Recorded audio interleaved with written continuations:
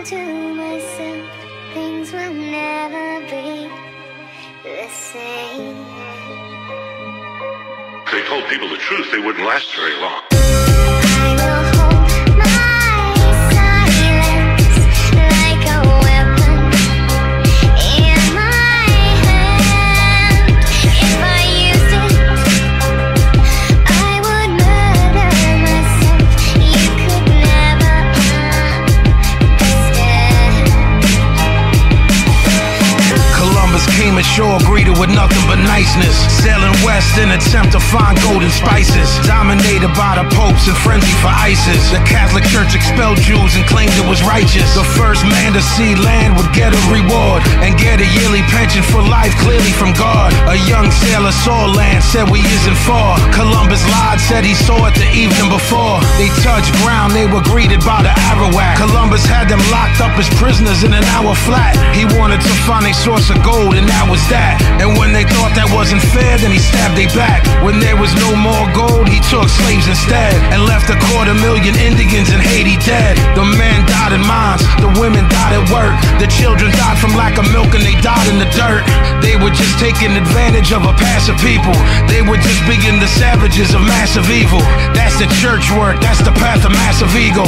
That's the blood of Abraham being stabbed by the steeple. At 16, 19, they were patiently waiting for a ship to carry slaves that was changing the nation. The white man was a cannibal praying to Satan. Hatred, contempt, or pity, or patronization. That's the cornerstone, everything racism based in. The African had a more advanced civilization. Black was slave, master was white rationalization. 50 million dead, that's Western civilization. At first they appeared in the north, and they were helpless in the face of superior force. And all of them were chained together, they really was lost. Racism isn't natural, it's merely divorce. Before the slave trade, black was considered distasteful. By the Oxford Dictionary, I found it disgraceful. It's not a natural tendency to be bitter and hateful. It's a natural enemy of the critical staple. Slavery grew as the plantation system grew. The reason for that's kinda easily traceable. Society of helpless dependence was capable of saying fuck a slave master, you in slavery too. 7 slaves were put to death for murdering master. Fear of slave revolt had them developing faster. You a Catalan killer, an elegant bastard. I would burn the white man while smelling the ashes. From time to time, white man was part of the resistance. White indentured servants wanted no part of the system.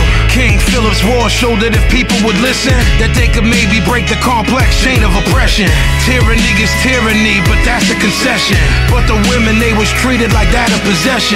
Black women had it work cause they was abused. That's the white justification of Aryan blues. The next move was to dominate the Mexicans. James Polk dominated them like they was next to kin. He sent Colonel Cross a lot of them and let them in. 11 days later his skull was crushed, so message sent. We take nothing by conquest, that was the mantra. The military wasn't human, they were just monsters. Henry David Thoreau refused to pay his taxes, denounced the Mexican War and got locked in shackles. The 20th century opened, anger re-emerged. Reality of ordinary life was being heard.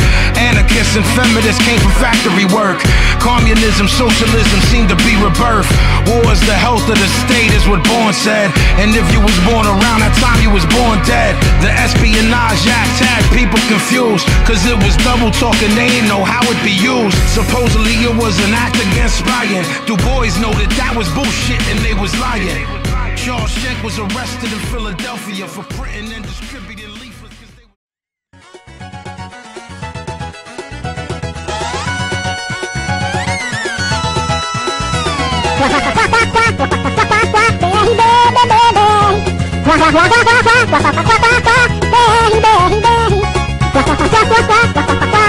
Baby,